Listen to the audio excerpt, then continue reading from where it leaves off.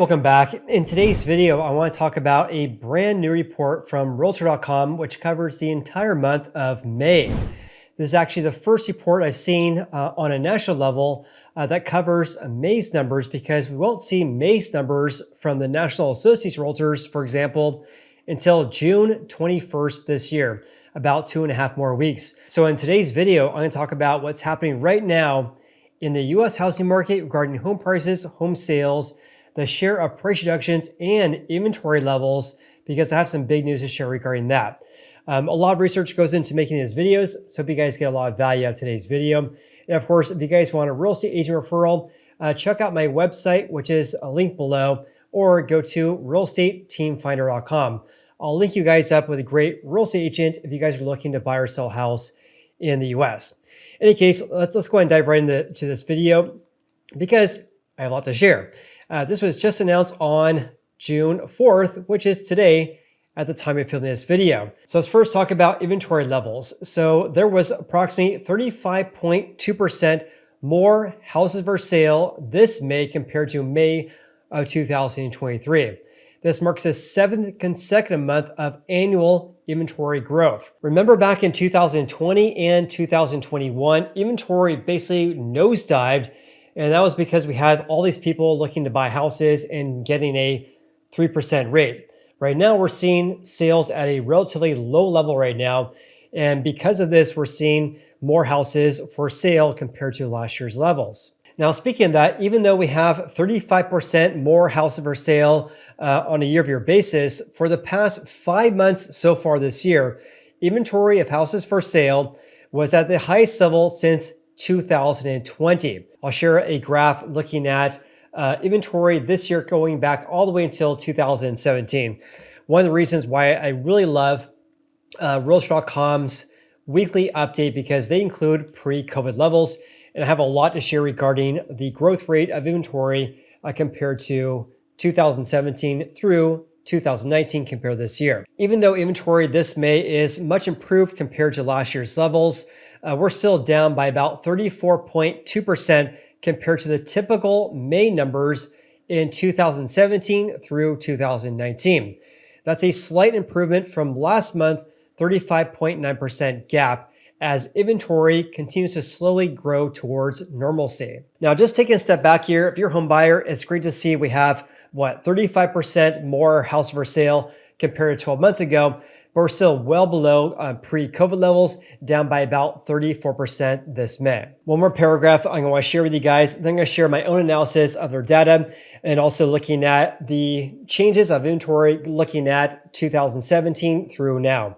So looking ahead, active inventory is likely to surpass 2022's levels this summer. So we'll likely have more houses for sale this year compared to the same time frame in 2020 very, very soon.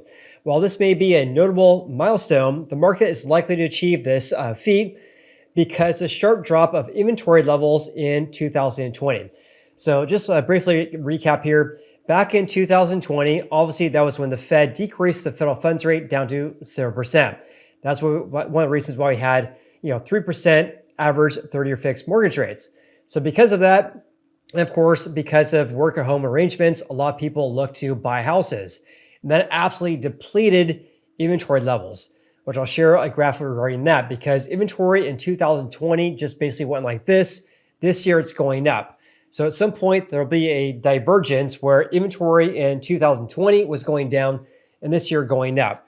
So we'll likely see more houses for sale in a couple of months here compared to 2020 at this time. They do expect, though, a still sizable gap between 2024 inventory levels compared to pre-pandemic levels, though, because of the big differences here. Okay, before I share my own analysis of their data, let's have a look at their chart. And this is a little bit messy, but again, I absolutely love it. Not a paid promotion from them. They can sponsor my videos if they want to, but I really love how they share 2017 through 19's levels, how it compares to post-pandemic. So this made, again, an increase of 35.2% year over year, which is higher than 2023, 2022, and 2021. So we basically have a 3-year high during the same time frame, but still lagging behind 2020 and pre-COVID levels as well. Now let's have a look at a couple of things here, because inventory starting in really June really got absolutely depleted throughout the year. I have never seen anything like that, where inventory was decreasing for the entire year since June of 2020. It's more normal to see inventory rising and then peak around the late summer months and then decrease for the remainder of the year. 2020 was an anomaly to say the least. So we could be into a scenario in June and potentially in July where inventory is higher this year compared to the same time frame in 2020. Now, what we're not seeing though, and this is a little bit new, is that in 2022, inventory absolutely skyrocketed in May, June, and July. This year it is rising, but not rising at the same clip of 2022. The rise of inventory 2 years ago was due to rates more than doubling in less than 2 months. Therefore, sales absolutely tanked, causing inventory levels to skyrocket, especially in May. I believe in May compared to April, inventory rose by about 26%, then increased once again in June by 20%, and another gain of 20% in July. Huge gains over the past 3 months. Whereas this year, it is increasing, but not at the same rate though. Now here's something I came up with 1 month ago, and don't get scared here. This is a Excel file I put together for you guys because I've been talking about how inventory has been changing compared to the previous month and also compared to 12 months ago. And on top of that, I have been sharing how inventory levels this year's, how it compares to pre-COVID levels. But what's not really talked about in this article from Realtor.com and a lot of sources as well is the rate of change. Because again, keep in mind, the reason why we saw a sharp pullback in home prices in 2022 was not because we had inventory increase to the normal levels we should see in 2017 and 2019, because we didn't get anywhere close there, right? We had less than 800,000 houses for sale in 2022 every single month. Whereas in 2017 through 2019, it was over 1.1 million on average, in the range of 1.2 to about 1.3 million houses for sale. So despite the fact we had less houses for sale compared to pre-COVID levels, home sales tanked, and of course, prices absolutely tanked as well. That was because we went from approximately, when was this? About 350,000 houses for sale in March, then it increased to 700,000 by the time we hit July. So inventory doubled from March through July. In a very short period of time, inventory absolutely skyrocketed, which shocked the housing market. Now, here's another way to see this, because here is 2022's numbers. By the way, these are active listings or housing inventory, excluding brand new houses. So let me just walk you through this analysis I did for you guys. So as I mentioned in my video from 1 month ago, I stated how inventory levels in April were barely increasing compared to January. So this is the year-to-date change from January through April of 2022, barely squeaked out a gain up by 1% or a gain of 3,000 houses for sale. But like I mentioned in my video 1 month ago, I stated how inventory started to skyrocket back in May though. So look at this.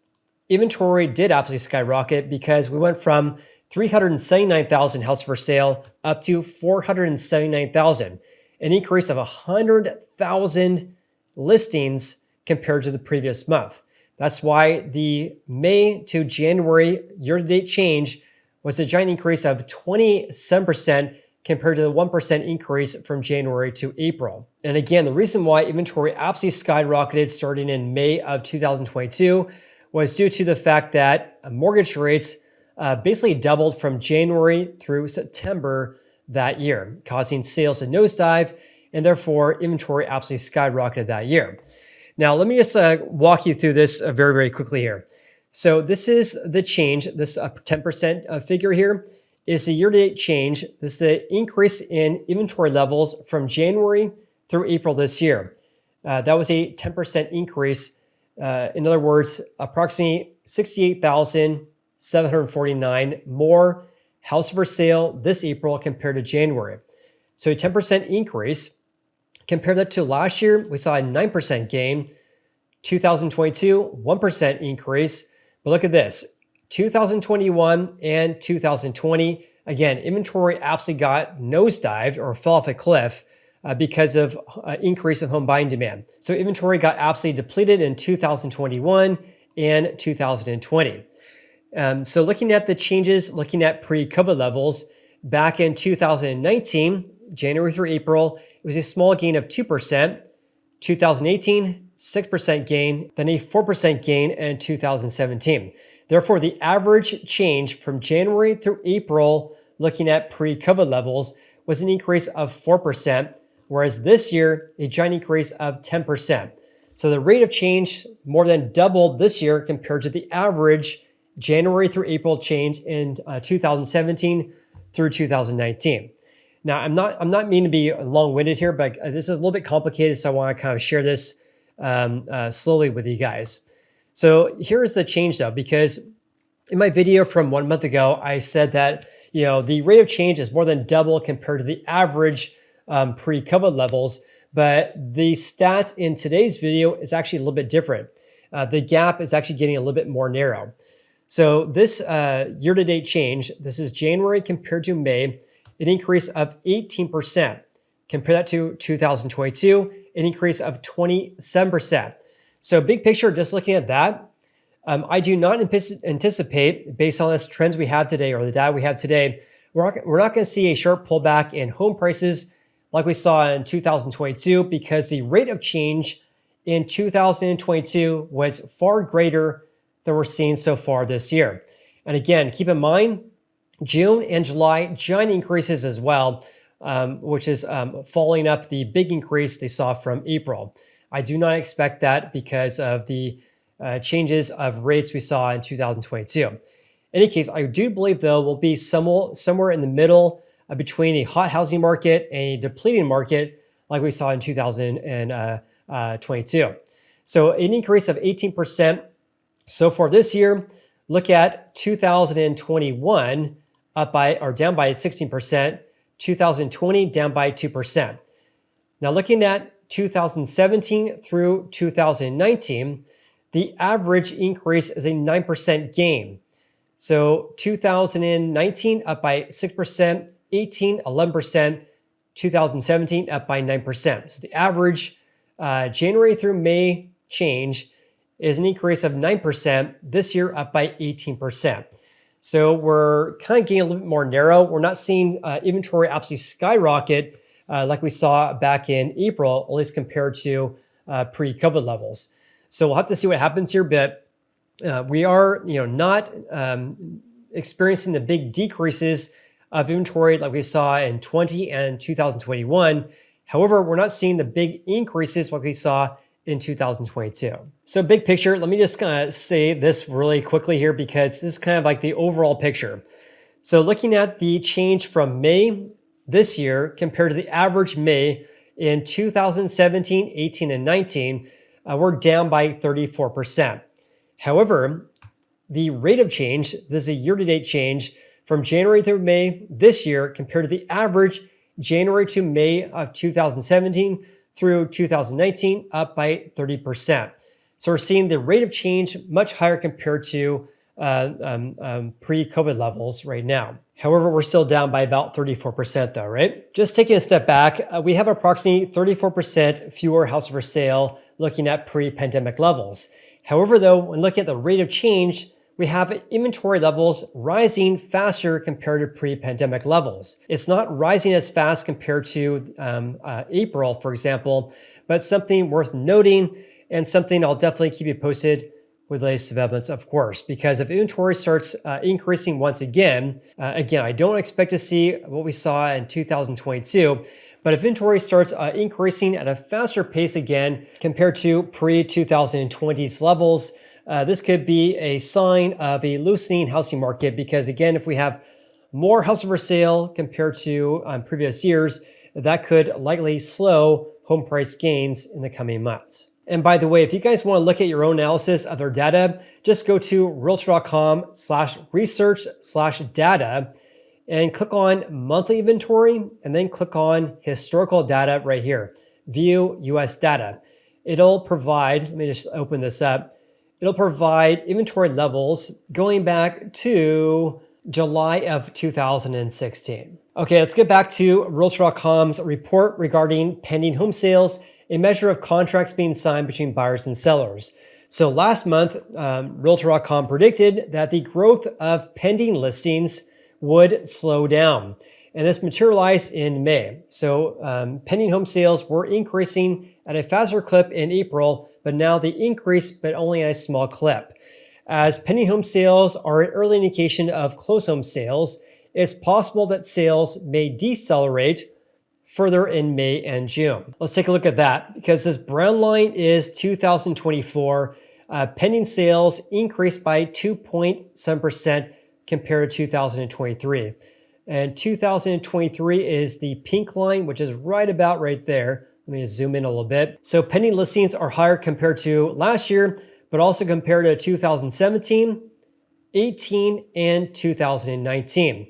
We're still lagging behind 2022 though, and 2021. So big picture, what this is telling me, which is pretty eye-opening, is that even though we have approximately 34% fewer active listings, in other words, approximately 34% fewer houses for sale compared to the average pre-pandemic levels, we still have more pending listings compared to them, which implies that even though we have a relatively low level of home sales, it's still pretty remarkable. We have higher pendings compared to levels when we had a lot more houses for sale, up by about 34%. Let's also take a look at the number of newly listed houses or new listings on the supply side. So sellers continue to list their houses in higher numbers this May as newly listed houses or new listings were 6.2% higher compared to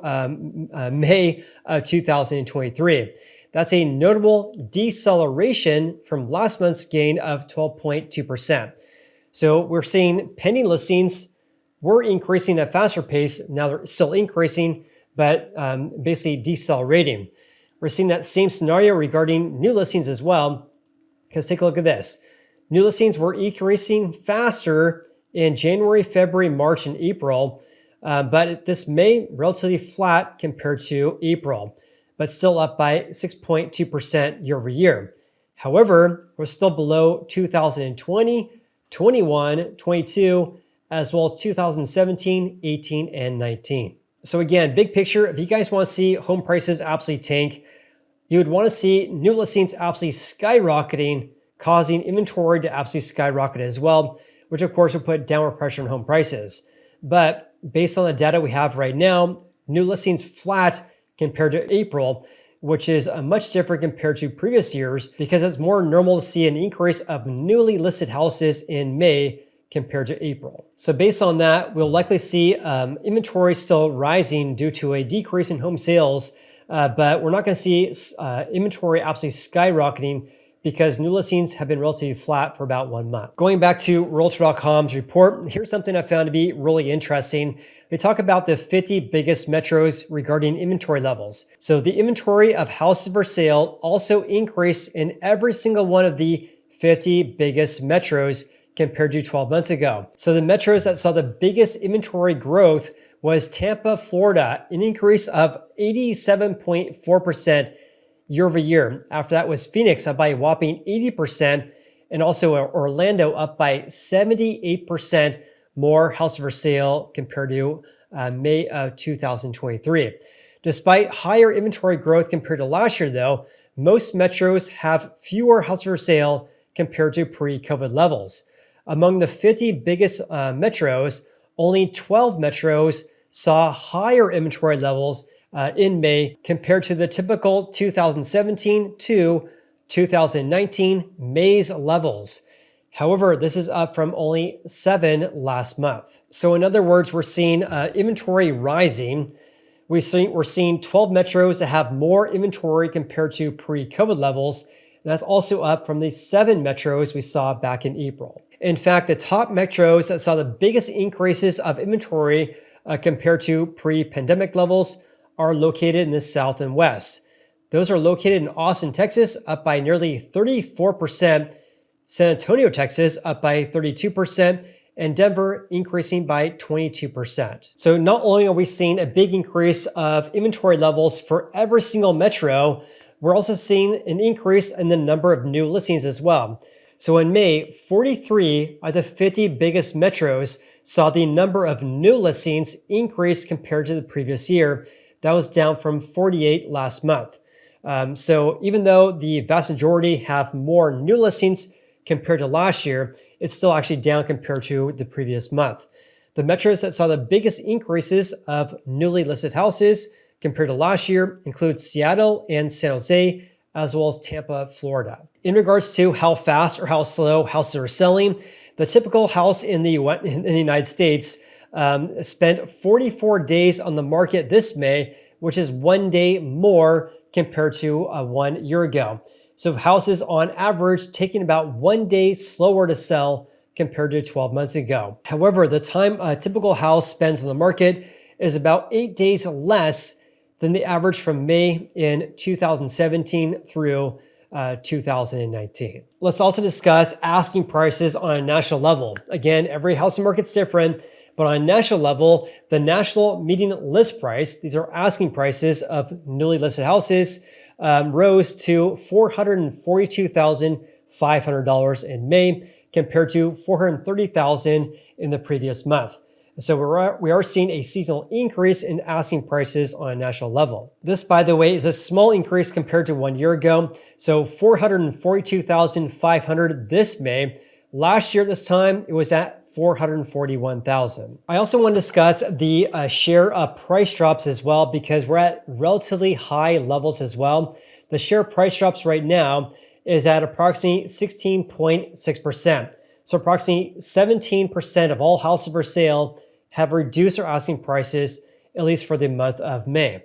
That's roughly on par with 2017's levels, but below levels in 2018. Having said that, the share price drops at 17% is at least a 5-year high during the same time frame though, even though it's still below levels in 2018. Now, before you guys say that the housing market's going to crash because we have a 5-year high here, look at the trajectory though. We started the year back in January at just over 14%. Just be conservative here, let's just say it's 15%. And we saw a small increase, now it's up to nearly 17%. Look at 2022 though. At this time in 2022, the share price drops was around 11%, but to start the year, it was at 6%. So share price drops nearly doubled from January through May of 2022, which of course is one of the reasons why home prices tanked in the last half of that year. This year, we're at relatively high levels, but we started at relatively high levels as well. Higher than every other year going back to 2017, excluding 2023 and 2019. So I mention this because the rate of change of inventory and also the share price drops is eye-opening in 2022 to say the least, whereas this year we're at high levels but not experiencing the sharp pullback in the housing market due to the sharp rise of inventory and price drops like we saw 2 years ago. I mean, look at March of 2022, the share price drops at 6%. By the time we hit July, it was at 19%. So it absolutely skyrocketed, which of course shocked the housing market, of course. Let's take a look at this chart here below as well, looking at all these stats, looking at the average May from 2017 through 2019. Let's look at active listing count. This is housing inventory. As you guys can see here, down by nearly or over 20% for all markets. The biggest decrease is actually in the Northeast, down by 60%, the Midwest down by 52%. In contrast, looking at newly listed houses, those also fell as well. The biggest decrease is actually in the Northeast, down by 39.4%. And also asking prices rising by over 35% for each of these 4 major regions. The biggest gains is actually in the Northeast, up by 54%. The West up by 39.2%. And lastly, I'll provide a link in the video description below here regarding this report, but I want to touch on the markets in which asking prices are down compared to 12 months ago. Those areas are Atlanta, Georgia, I should say the greater Atlanta, Georgia. The median list price down by 1.4%. The greater Austin area down by 3.1%. Now, having said that, even though prices are down by 3.1% year over year, look at the average compared to May of 2019, up by a whopping 52.3%. So if you bought a house in Austin, Texas back in May of 2019, I don't think you're going to be crying over a decrease of 3% compared to 1 year ago. So it's all relative, right? Also, Buffalo, New York, one of the biggest increases of asking prices, up by 19%, vastly different compared to Austin, down by 3%. And prices there up by 36% from May of 2019. Cincinnati, Ohio, also down. We also seen decreases in Dallas, Denver, and Detroit. In contrast, big gains in Cleveland, Ohio, up by nearly 16%. Houston area down by 1.3%. Jacksonville, Florida, down by 0.9%. Kansas City, Missouri, down by nearly 5%. Huge decrease in the greater Miami, Florida area, down by 11.2%. And also further decreases in New Orleans, Oklahoma City, Oklahoma, and also the Orlando area, down by 2%. Moving on here, we also have Portland, Oregon, down by 2.3%. Raleigh, North Carolina, also experiencing a decline, as well as San Antonio, Texas, San Francisco, San Jose, Seattle, Tampa, Florida, and also it's flat in Washington, D.C. at 0% gain. Having said that, there's a lot more information in this article from Realtor.com, but this video is already long enough.